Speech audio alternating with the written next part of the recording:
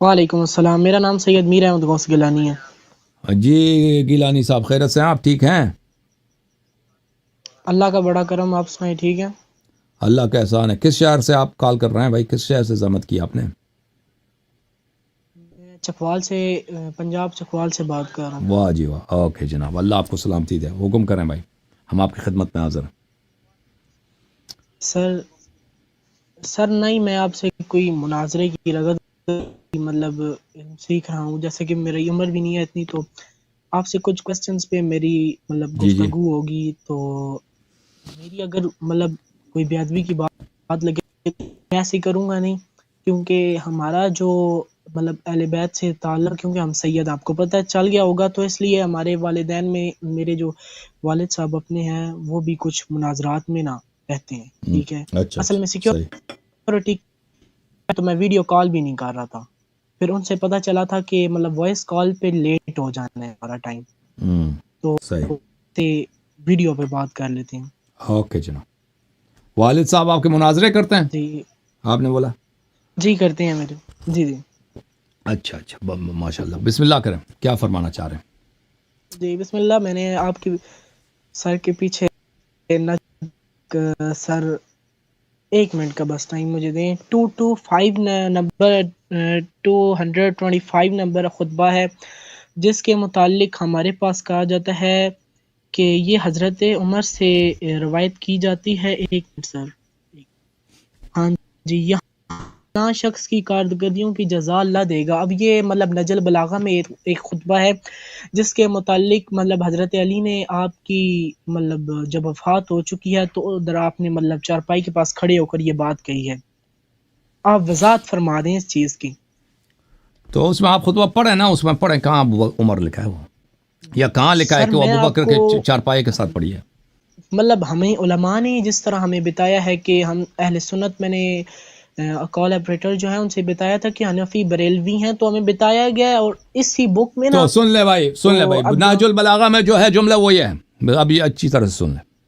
یہ نہج البلاغہ ہے،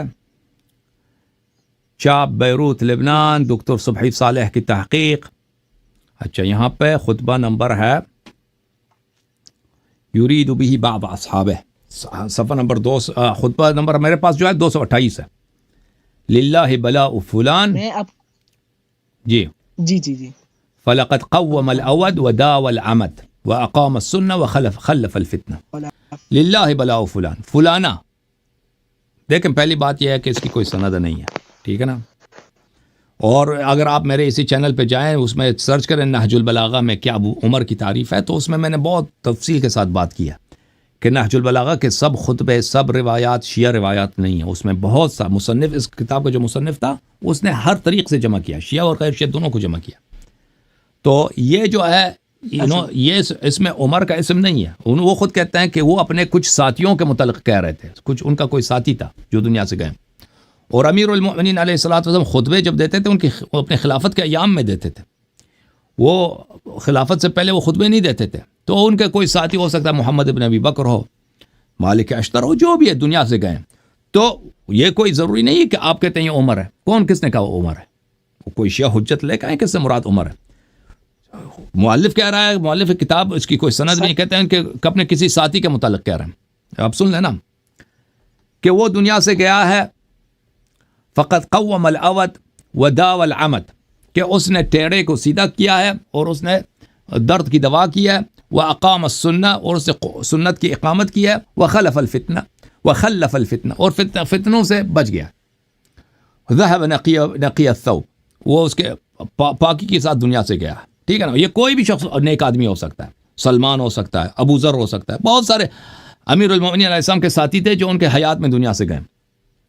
اچھا، یہی روایت مخالفین کے کتب میں موجود ہے، شیعہ کتب میں نہیں ہے، مخالفین کے کتب میں موجود ہے کہ عمر کے متعلق ایک کنیز نے، جب عمر کی وفات ہو گئی ہے تو ایک کنیز نے اس کا اس طرح الفاظ کے ساتھ ندبہ کیا تھا۔ ملاحظہ فرمائیے، کتاب انصاب الاشراف ہے، جلد نمبر 10، چاپ دارالفکر، سن 1996 میں کتاب چھپی ہے، صفحہ نمبر 430 میں، 430 صفحہ نمبر 430، یہاں پہ وہ نقل کرتے ہیں مدائنی سے کہ مدائنی کہتے ہیں کہ جب عمر کی وفات ہو گئی ہے ندبت ہو ابنت ابی حثمہ، ابو حثمہ کی بیٹی نے، اس نے عمر پہ اس طرح ماتم کیا ہے، وعمرا اقام الاود وابرع العمد وامات الفتن واحیا السنن وعمرا خرج من الدنیا نقی الثوب بريئا من العیب. وہی الفاظ جو نہج البلاغہ ہیں اسی کے قریب ہیں کہ وہ عمر کے وفات کے وقت ایک عورت تھی مدینے میں، ابو حثمہ کی بیٹی تھی، اس نے اس الفاظ کے ساتھ عمر کے اس نے کیا کیا، اس کے وفات پہ اظہار غم، اظہار ندبہ یعنی ماتم کیا. کتاب تاریخ طبری میں بھی یہی ہے، جزء ثالث، چاپ مؤسسۃ العالمی للمطبوعات سن 1998 میں چھپی ہے. یہاں پر من ندب عمر ورثاہ، جن لوگوں نے عمر کی ندبہ کیا، عمر کے لیے ماتم بچایا، صف ماتم بچایا، تو اس کے واقعات میں جو تیسری روایت ہے وہ وہی ہے. وقال المغیرہ ابن شعبہ کہتے ہیں کہ لما دفن عمر اتیت علی علیہ السلام وانا احب ان اسمع منه في عمر شيئا، بھلے کہ میں جب عمر کی جب تکفین ہو گئی، وفات ہو گئی ہے، وہ دفن ہو گیا، تو میں آیا ان کے پاس، علی علیہ السلام کے پاس. مغیرہ ابن شعبہ کون ہے؟ وہ اہل بیت علیہ السلام کے نزدیک، وہ ہمارے نزدیک وہ تو اچھا آدمی نہیں ہے، وہ اہل بیت علیہ السلام کا دشمن تھا. تو میں آیا ان کے پاس کہ یہ عمر کے متعلق کیا کہتے ہیں. تو میں نے دیکھا فخرج ينفض رأسه ولحيته وقد اغتسل وهو ملتحف بثوب، میں نے دیکھا کہ انہوں نے بھی غسل کیا ہے، ان کے سر اور داڑھی مبارک گیلا ہے، اس سے پانی آ رہا ہے. والتحف بثوب، انہوں نے ایک دھوتی جو ہے اپنے اوپر دھوتی اور رکھی ہے. لا يشك ان الامر يسير الیہ، اور ان کو وہ کہتے ہیں مجھے یہ لگ رہا تھا کہ وہ ان کو یقین تھا کہ خلافت ان کو ملے گی، وہ بڑے خوش تھے. اچھا، فقال، پر انہوں نے کہا یرحم اللہ ابن الخطاب، خدا رحمت کرے ابن خطاب کو، لقد صدقت ابنۃ ابی حثمہ، ابن ابی حثمہ کی بیٹی نے، اس نے صحیح کہا، لقد ذهب بخیرها ونجا من شرها اما والله ما قالت ولكن قولت، کہ عمر نے یہ کہا ہے، عمر کے متعلق اس نے صحیح کہا ہے کہ عمر جو ہے ذهب بخیرها ونجا من شرها، کہ وہ اچھے زمانے میں گیا ہے، برے زمانے سے وہ بچ گیا ہے. لیکن یہ اس کا اپنے جملے نہیں ہیں، اس لڑکی کو کسی نے یہ جملے سکھائے ہیں، اس میں یہ ہے، اس میں. اچھا، تو یہ جو اصل جو روایت ہے یہ ابنۃ ابی حثمہ، ابو حثمہ کی بیٹی ہے، اس کی ہے، اس کے الفاظ ہیں، ٹھیک ہے نا. اور یہ شیعہ روایت نہیں ہے، یہ مخالفین کی روایت ہے. انصاب الاشراف میں بھی یہ روایت موجود ہے، اور تاریخ طبری میں بھی یہی موجود ہے. اور اس کا ناقل بھی کون ہے؟ اس کا ناقل بھی ایک فاسق آدمی ہے شیعوں کے نزدیک، مغیرہ ابن شعبہ، جس کے متعلق آپ لوگوں نے خود اپنی کتابوں میں روایت نقل کی ہے کہ اذا جاءکم فاسق بنبأ فتبینوا، اس کا شان نزولی مغیرہ ابن شعبہ ہے. اچھا سر ہلو جی، تو اس کے متعلق اگر آپ کے پاس دیکھیں، جب آپ کے مخالفین ہمارے جماعت عمریہ کے لوگ کہتے ہیں کہ نہج البلاغہ میں یہ عمر کی تعریف ہے، او بھائی اس پہلی بات ہے جو نہج البلاغہ میں موجود ہے اس کی کوئی سند نہیں ہے، ٹھیک ہے نا. وہ کسی شیعہ کتب میں اگر ملتا ہے آپ کو سند، وہ لے کے آیا میں. دوسری بات، اس میں عمر کا ذکر ہی نہیں ہے، ٹھیک ہے نا. تیسری بات، یہی الفاظ، اگر سر میری اجازت دیں، یہی الفاظ مخالفین کے کتب میں موجود ہیں، لیکن کسی اور شخص کے، ابنۃ ابی حثمہ کے، اس کے ہیں، اس کا اس کتاب انصاب الاشراف میں نے دکھایا، اس کا کوئی سند نہیں انصاب الاشراف میں. اور کتاب طبری میں اس کا سند صرف کون ہے؟ مغیرہ ابن شعبہ، جو ہمارے نزدیک ایک فاسق ہے. اور خود کتاب تاریخ طبری ہمارے نزدیک کوئی معتبر کتاب نہیں ہے. اب بولیں. اچھا سر، میرے پاس جو اس ٹائم پہ مطلب 19 میں مطلب ہمارے دادا ابو جو تھے مطلب وہ بھی مناظر رہے ہیں، تو ان کے وقت میں بھی مطلب ہمارے پاس جس ٹائم کی بکس پڑی ہوئی ہیں. اب میں ایک آپ کی طرف ایک پکچر مطلب کرتا ہوں، اگر آپ کو نظر آئے تو اس کے اندر مطلب، اب میں آپ کا مجھے فقہ کا اتنا علم نہیں ہے، لیکن پھر بھی میں بات کر رہا ہوں. ادھر لکھا گیا ہے کہ ابن الحدید نے تحریر کیا ہے کہ لفظ فلاں کہنا ہے حضرت عمر سے. بالکل ابن حدید وہ شیعہ نہیں ہے نا. ایک منٹ سر، بالکل نہیں ضرورت، میں ابن حدید دکھا دیتا ہوں، ابن حدید میں دکھاتا ہوں. یہ شرح نہج البلاغہ لابن ابی الحدید، جزء ثانی عشر، چھاپ مصر. یہاں پہ اس خطبے کو نقل کرنے کے بعد وہ ابن ابی الحدید کہتا ہے یہ جگہ وفلان المکنى عنہ عمر بن الخطاب، یہ کہتا ہے فلانے سے کنایا ہے عمر سے، اس سے مراد عمر ہے. وہ ابن ابی الحدید وہ خود شیعہ نہیں ہے، ابن ابی الحدید وہ شیعہ نہیں، میں آپ کو دکھا دیتا ہوں اس کے اپنے الفاظ کہ وہ غیر شیعہ ہے.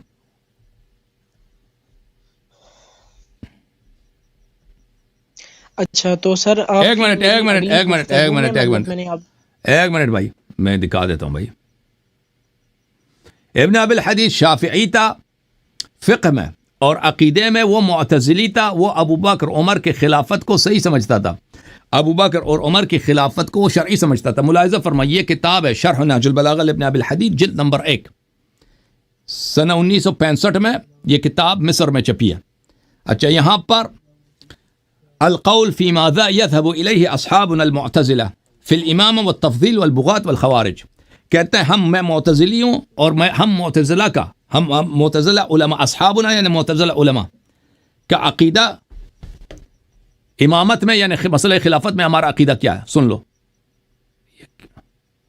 ایک منٹ بھائی، ایک منٹ، میں اس کو یہ جو ہے اس کا پین کا مجھے لائن ڈالنے کی ضرورت ہے، ٹھیک ہے نا. اچھا، ہمارا عقیدہ کیا ہے اس کو سن لو. تفضیل میں کیا عقیدہ ہے؟ والبغات، جنہوں نے بغاوت کی معاویہ وغیرہ میں، اس میں ہمارا عقیدہ کیا ہے؟ والخوارج کے متعلق ہمارا عقیدہ کیا ہے؟ یہ سب دیکھ لو. تو اس کے کہنے کے بعد اتفق شیوخنا کافتن رحمہم اللہ، کہتا ہے ہم معتزلہ کے تمام علماء کا یہ اجماع ہے. المتقدمون منہم والمتاخرون، چاہے پرانے زمانے کے معتزلہ ہوں یا ہمارے زمانے کے معتزلہ ہوں. والبصریون والبغدادیون، اور سب اہل بصرہ کا اور اہل بغداد کا. علی ان بیعت ابی بکر الصدیق بیعت صحیحۃ شرعیہ، کہ ابو بکر کی بیعت صحیح شرعی بیعت ہے. وانها لم تكن عن نص، لیکن اس کا بیعت منصوص نہیں ہے لیکن بیعت صحیح ہے. وانما كانت بالاختیار الذي ثبت بالاجماع، اس کی بیعت جو ہے اس کی خلافت کی صحت کی دلیل کیا ہے؟ اختیار سے ہے کہ صحابہ نے اس کو خلیفہ بنایا. اور اختیار کی دلیل کیا ہے؟ اختیار کی دلیل جو ہے کہ صحابہ نے اس کو چنا ہے، اس کی دلیل قرآن اور روایت نہیں ہے، اس کی اجماع ہے. اچھا بلی، تو یہ اس کا عقیدہ ہے. اس کے علاوہ میں آپ کی خدمت میں عرض کروں، وتزعم الشيعة أنه خوطب في حياة رسول الله صلى الله عليه وآله وسلم بأمير المؤمنين، خاطبه بذلك جلة المهاجرين والأنصار ولم يثبت ذلك في أخبار المحدثين. کہتے ہیں شیعہ کہتے ہیں کہ امیر المؤمنین علیہ السلام کو کی بیعت ہوئی ہے غدیر خم میں، اور ان کے پیغمبر نے اپنے حیات میں ان کو امیر المؤمنین کہلایا سلام اللہ علیہ، لیکن یہ کسی حدیث میں نہیں ہے. وہ کہتے ہیں اچھا ودعي بعد وفاة رسول الله صلى الله عليه وآله بوصية رسول الله صلى الله عليه وآله لوصايته بما أراده، صفحة نمبر 13 میں.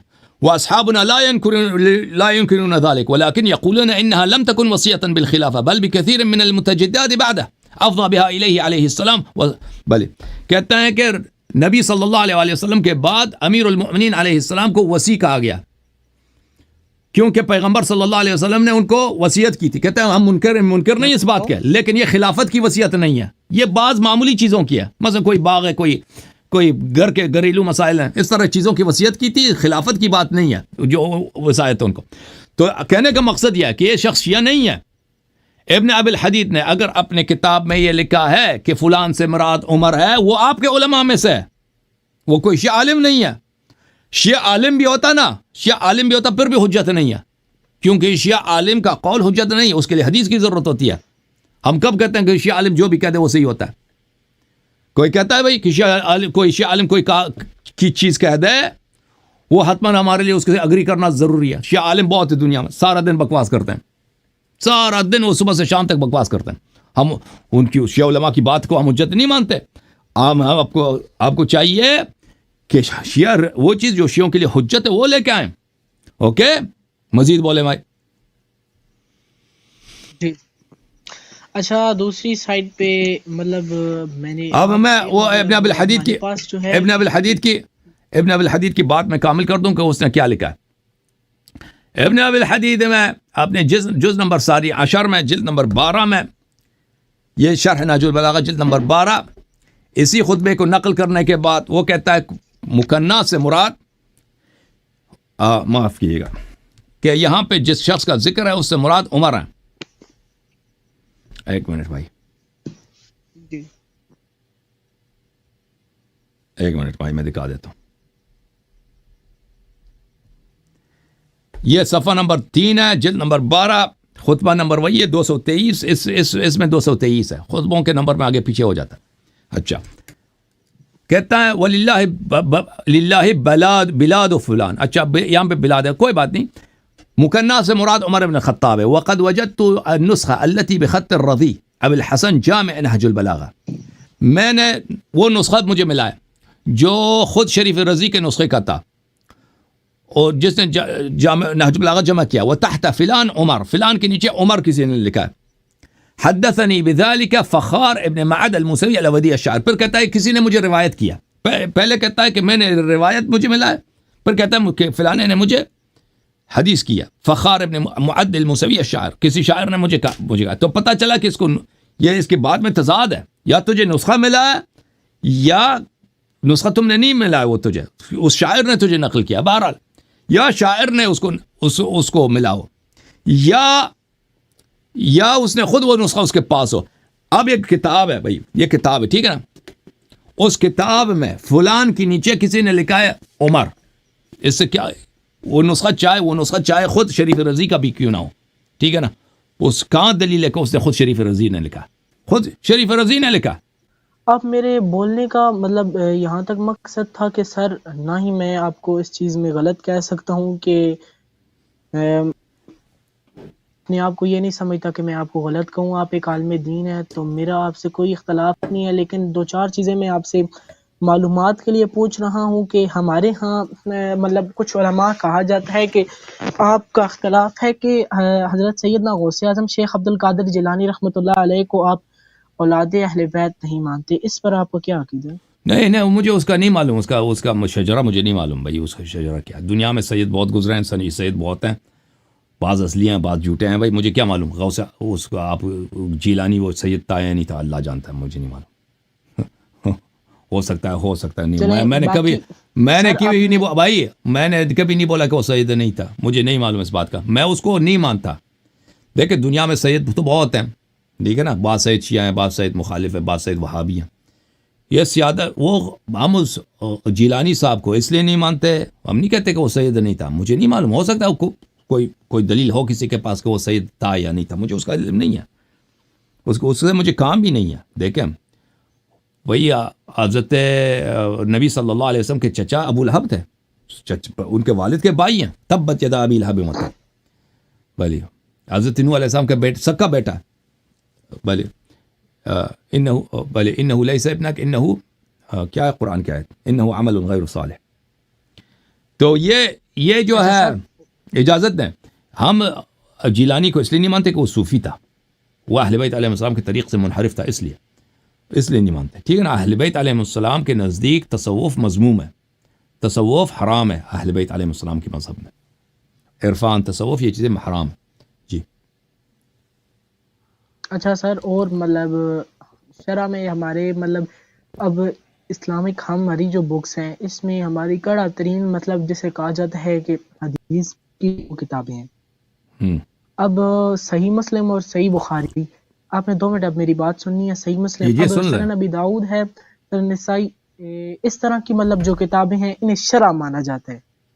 جی تو آپ کا اس پہ مطلب کہا جاتا ہے کہ اختلاف ہے اس چیز پہ بھئی, یہ ہم لوگ اہل تشیع میں کہا جاتا ہے کہ اصول کافی ٹائپ. اب مطلب کہیں آپ کے پیچھے مفتی صاحب جو تھے وہ ان کی ایک میں نے لائیو ویڈیو آپ کے ساتھ ہی دیکھی تھی بڑے پہلے, تو اس بار نہیں اتنا جھومے, تو اصول کافی کے انہوں نے دلائل دیے تھے, تو اس کے متعلق میں نے آپ سے پوچھنا. کیا پوچھنا ہے بھائی, اس کے متعلق کیا پوچھنا ہے بھئی؟ میں آپ سے پوچھ رہا ہوں کہ آپ بخاری اور مسلم شریف کو مطلب تسلیم کرتے ہیں؟ نہیں بھائی, تسلیم نہیں کرتے. ہم کہتے ہیں کہ یہ آپ لوگوں کی کتاب ہے, ہمارے نزدیک ان کتابوں میں کچھ صحیح باتیں ہیں اور بہت ساری غلط باتیں ہیں, ٹھیک ہے نا. جو غلط باتیں ہیں اس کو غلط کہتے ہیں, جو صحیح ہے اس کو صحیح کہتے ہیں. اور باقی نسائی, سنن ابن ماجہ, ترمذی وغیرہ, ان کا بھی یہی حکم ہے. ان میں کچھ باتیں صحیح ہیں, کچھ باتیں غلط ہیں. جی. اور لیکن جو کلینی شریف ہے, کتاب کافی ہے, کتاب ملاحظ اور فقی ہے, سب کے سب صحیح ہے, سب کے سب صحیح ہے. اوکے, ہم یہ کہتے ہیں. جی ہاں, اوکے میرے بھائی, زندہ رہو. ہاں, مزید کوئی سوال ہے یا ختم ہے آپ کے سوالات؟ والد صاحب کو لے کے آئے نا, آپ کے والد صاحب گفتگو ہو جائے نا. اصل میں مسئلہ یہ ہے ابھی ہمارا تھوڑا سا سیکیورٹی ایشو بن جاتا ہے پھر اچھی بات ہے، ٹھیک، اگر اللہ ہمارے تعالیٰ آپ اللہ تعالیٰ آپ سب کی حفاظت کرے. وہ کبھی آپ آ جائیں نا، میں چہرہ ان کا نہیں دکھاؤں گا. اگر آپ وہ بات کرنا چاہتے ہیں نا، ابھی میں اس کا آپ کا وہ بالکل آڈیو ڈالوں گا، ویڈیو میں نہیں نکالوں گا. اگر وہ آنا چاہتے ہیں بسم اللہ لا دیں ان کو. سر میں ابھی اصل میں وہ ٹائم ہمارے پاس اس ٹائم پہ ہو گیا 2. اچھا، اس کو اگلی دفعہ لے کے آئیں، وہ کہہ دیں کہ بھائی میرا چہرہ نہ دکھائیں، میں چہرہ نہیں دکھاؤں گا، ٹھیک ہے نا؟ اوکے. اچھا سر، آپ ہمیں پرائیویٹ طرح سے ہمارے ساتھ آپ رابطہ کر سکتے ہیں ہماری نہیں، پرائیویٹ میں نہیں بھائی، پرائیویٹ میں اتنے لوگ ہیں بھائی، اتنے لوگ، ہر ایک کو کال کرو، ہر ایک کے ساتھ بیٹھو. وہ تو ہزاروں کی تعداد ہے، اس میں میرے حضرت نوح علیہ السلام کی عمر بھی ہو نا، وہ کافی نہیں ہے. اتنے لوگ ناراض ہوتے ہیں کہ مجھے میرے ساتھ بات کرو. وہ بھائی پتہ آپ کو ایرانی اتنے لائن لگتی ہے کہ میں ہمارے ساتھ بات کرو پرائیویٹ میں. ہاں، ابو کو سلام کہنا بھیا، گھر والوں کو بہت میرا سلام. اوکے، اب سو جاؤ، 2 بجے. ہاں، خدا حافظ، خدا حافظ. چلیں ٹھیک ہے.